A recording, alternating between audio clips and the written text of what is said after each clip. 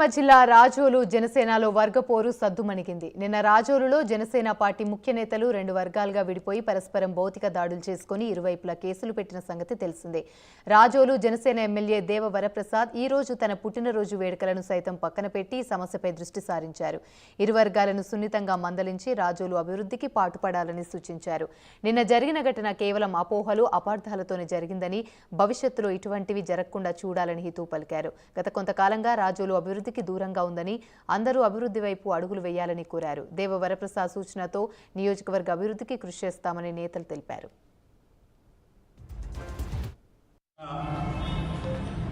జనసేన నాయకుల మధ్య కొంత మనస్పర్ధలు, మాటల్లో చిన్న దాన్ని ఏమంటారు ఆల్టర్కేషన్, నాయకుల మధ్య కాస్త మిస్అండర్స్టాండింగ్ కొన్ని విషయాలు.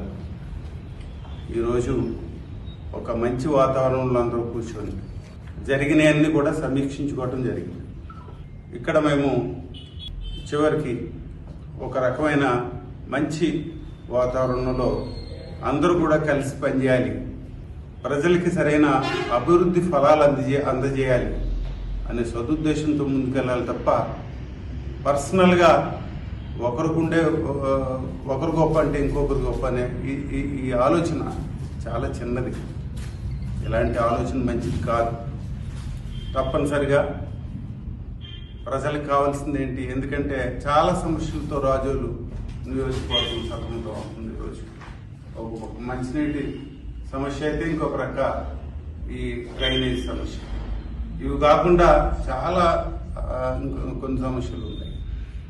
ఈ సమస్యలన్నీ కూడా పరిష్కరించాలి. ప్రజలు చూస్తున్నారు, ప్రజలు భారీ ఎత్తున మెజారిటీతో ఓటేశారు. ఇక్కడ జనసేన పార్టీ లేకపోతే మిత్రపక్షాలైన తెలుగుదేశం కానీ లేకపోతే భాజపా కానీ వీళ్ళందరూ ఈ కూటమికి భారీ ఎత్తున మెజారిటీ ఇచ్చారు.